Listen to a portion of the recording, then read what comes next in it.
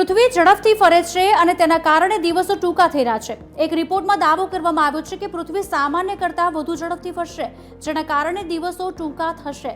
વૈજ્ઞાનિકોના અહેવાલ મુજબ જોઈએ તો 9 જુલાઈ, 22 જુલાઈ અને 5 ઓગસ્ટના રોજ ચંદ્રની સ્થિતિ પૃથ્વીના પરિભ્રમણને અસર કરશે, જેના કારણે દરરોજ 24 કલાક કરતાં 1.3 થી 1.51 મિલીસેકન્ડ ટૂંકા થઈ જશે। સામાન્ય રીતે પૃથ્વી પર એક દિવસ લગભગ 86,400 સેકન્ડ અથવા 24 કલાકનો હોય છે, પરંતુ પૃથ્વીનું પરિભ્રમણ સતત નથી। તે ચંદ્ર અને સૂર્યના ગુરુત્વાકર્ષણ બળ, ગ્રહનું ચુંબકીય ક્ષેત્ર અને કુદરતી અથવા માનવ પ્રવૃત્તિઓને કારણે પૃથ્વીના સમૂહમાં ફેરફાર સહિતના ઘણા પરિબળોથી પણ પ્રભાવિત થાય છે। જો કે આગામી થોડા અઠવાડિયામાં ચંદ્રની સ્થિતિમાં ફેરફારને કારણે પૃથ્વી પર દિવસો થોડા ટૂંકા થશે। લાખો વર્ષ પહેલા એક દિવસમાં કેટલા કલાક હતા તે પણ જાણી લઈએ। ઐતિહાસિક રીતે પૃથ્વીનું પરિભ્રમણ ધીમે ધીમે ધીરું થયું છે। લગભગ 1 થી 2 અબજ વર્ષ પહેલા એક દિવસ ફક્ત 19 કલાક લાંબો હતો। મુખ્યત્વે ચંદ્ર પૃથ્વીની ખૂબ જ નજીક હતો અને તેની ગુરુત્વાકર્ષણ અસર ખૂબ જ મજબૂત હતી।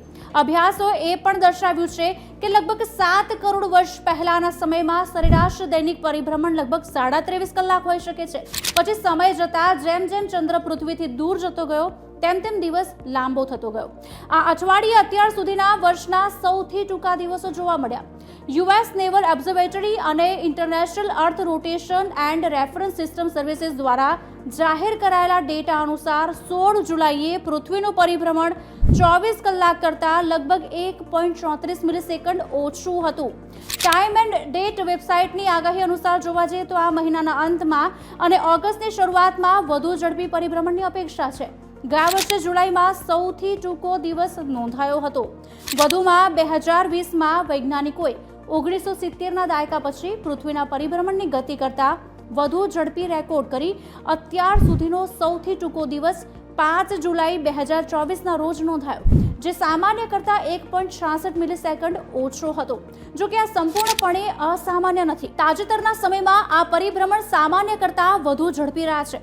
છેલ્લા દાયકામાં સરેરાશ દિવસનું કદ થોડું ટૂંકું થયું છે। છેલ્લા 5 વર્ષોમાં ક્યારેય એક પરિભ્રમણ 24 કલાકથી ઓછા સમયમાં પૂર્ણ થયું છે। જો કે દિવસ પસાર કરવાની પ્રક્રિયા લાંબી નહીં હોય તે પણ હકીકત છે। આગામી થોડા દિવસોમાં પૃથ્વીના વિષુવવૃત્તથી ચંદ્રનું અંતર ગ્રહના પરિભ્રમણને ઝડપી બનાવી શકે છે।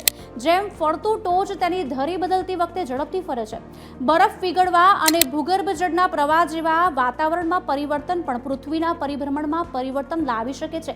ભૂકંપ અને ઋતુગત ફેરફારો પણ દિવસોની લંબાઈને અસર કરી શકે છે।